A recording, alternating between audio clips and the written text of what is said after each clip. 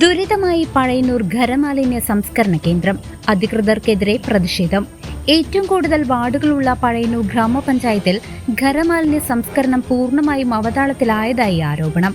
സംസ്കരണ കേന്ദ്രത്തിൽ മാലിന്യങ്ങൾ കുന്നുകൂടി കിടക്കുന്നത് മൂലം ഗേറ്റ് പോലും തുറക്കാൻ കഴിയാത്ത അവസ്ഥയാണ്.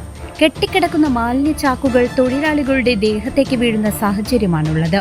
കോമ്പൗണ്ടിൽ അലക്ഷ്യമായി തള്ളിയിരിക്കുന്ന മാലിന്യങ്ങൾ തെരുവു നായ്ക്കൾ കടിച്ചു വലിക്കുന്നത് പരിസരമാകെ ദുർഗന്ധം വമിക്കാൻ കാരണമാകുന്നു.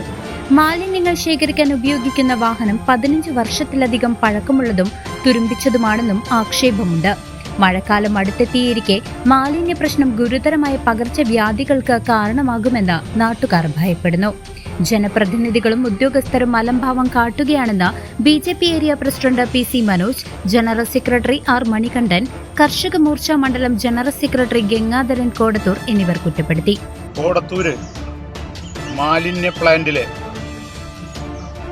ഇവിടുത്തെ ജനങ്ങളുടെ ആവശ്യപ്രകാരം ഇന്നലെ പെയ്ത മഴയിൽ മാലിന്യ പ്ലാന്റിലെ ദുരാവസ്ഥ നമ്മളെ ബോധ്യപ്പെടുത്തുകയും അതിൻ്റെ അടിസ്ഥാനത്തിൽ ഞങ്ങൾ ഇവിടെ സന്ദർശിക്കുകയും ചെയ്തപ്പോൾ ഇവിടത്തെ അവസ്ഥ കണ്ട് ഞങ്ങൾ തന്നെ ഞെട്ടിപ്പോയിരിക്കുകയാണ്.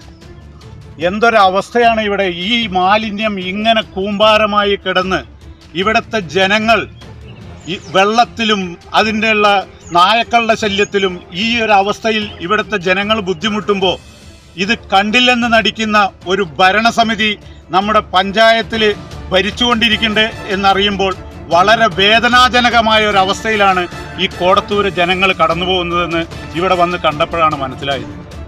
ഈ ഒരു സാഹചര്യം മനസ്സിലാക്കിക്കൊണ്ട് ഇവിടുത്തെ ഓരോ ജനങ്ങളും ഇതിൻ്റെ ബുദ്ധിമുട്ടുകൾ മനസ്സിലാക്കുന്നുണ്ട് എന്ന് ഞങ്ങൾക്ക് വ്യക്തമായതിൻ്റെ അടിസ്ഥാനത്തിലാണ് ഞങ്ങൾ ഈ പ്ലാന്റ് ഇവിടെ സന്ദർശിച്ചത്. ഇവിടെ വന്ന് കണ്ടു കഴിഞ്ഞപ്പോഴാണ് ഇവിടുത്തെ ഉള്ളിൽ കിടക്കുന്ന മാലിന്യങ്ങളെക്കാൾ ഡബിളായിട്ട് പുറത്താണ് മാലിന്യങ്ങൾ കിടക്കുന്നത്. ഇന്നലെ നമ്മുടെ പഞ്ചായത്ത് പ്രസിഡന്റും നമ്മുടെ പഞ്ചായത്തിൻ്റെ വൈസ് പ്രസിഡന്റും ഭരണസമിതിയിലുള്ള വേറെ മെമ്പർമാരും എല്ലാവരും കൂടി പഴയന്നൂര് നമ്മളുടെ ആശുപത്രിയുടെ അവിടെ എന്തോ 4 പ്ലാസ്റ്റിക് കിടക്കുന്നത് കണ്ടപ്പോൾ പോയി അവിടെ നീക്കം ചെയ്തു എന്ന് പറയുന്നത് കേട്ടു.